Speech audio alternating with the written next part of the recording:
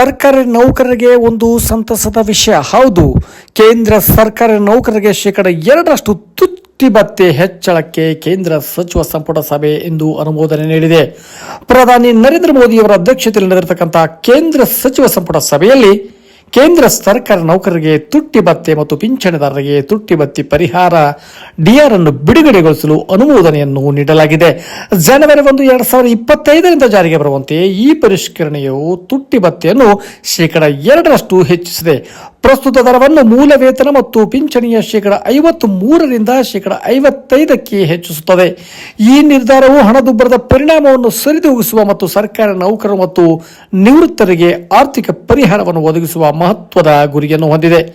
ಈ ಹೆಚ್ಚಳವು 7ನೇ ಕೇಂದ್ರ ವೇತನ ಆಯೋಗದ ಶಿಫಾರಸುಗಳಿಗೆ ಅನುಗುಣವಾಗಿದೆ ಮತ್ತು ತುಟ್ಟಿ ಭತ್ಯೆ ಪರಿಷ್ಕರಣೆಗಳಿಗೆ ಸ್ಥಾಪಿತ ಸೂತ್ರವನ್ನು ಅನುಸರಿಸುತ್ತದೆ. ಅನುಮೋದಿತ ಹೆಚ್ಚಳವು ಸುಮಾರು 48.66 ಲಕ್ಷ ಕೇಂದ್ರ ಸರ್ಕಾರಿ ನೌಕರರಿಗೂ ಮತ್ತು 66.5 ಲಕ್ಷ ಪಿಂಚಣಿದಾರರಿಗೆ ಪ್ರಯೋಜನವನ್ನು ನೀಡುತ್ತದೆ.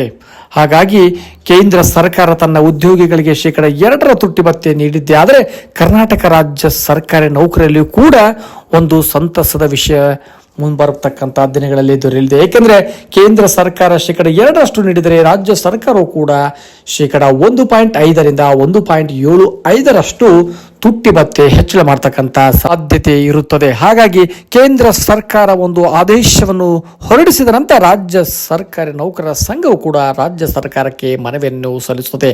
ಹಾಗಾಗಿ ಇದು ಯುಗಾದಿ ಹಬ್ಬದ ಗಿಫ್ಟ್ ಎಂದೇ ಭಾವಿಸಬಹುದಾಗಿದೆ. ಹಾಗಾಗಿ ರಾಜ್ಯ ಸರ್ಕಾರಿ ನೌಕರರು ಕೂಡ ಪ್ರಸ್ತುತ ಒಂದು ಮಾರ್ಚ್ ತಿಂಗಳ ಅವಧಿಯಲ್ಲೇ ತುಟ್ಟಿ ಭತ್ಯೆ ದೊರೆತಕ್ಕಂಥ ಸಂಭವವಿದೆ. ಧನ್ಯವಾದಗಳು.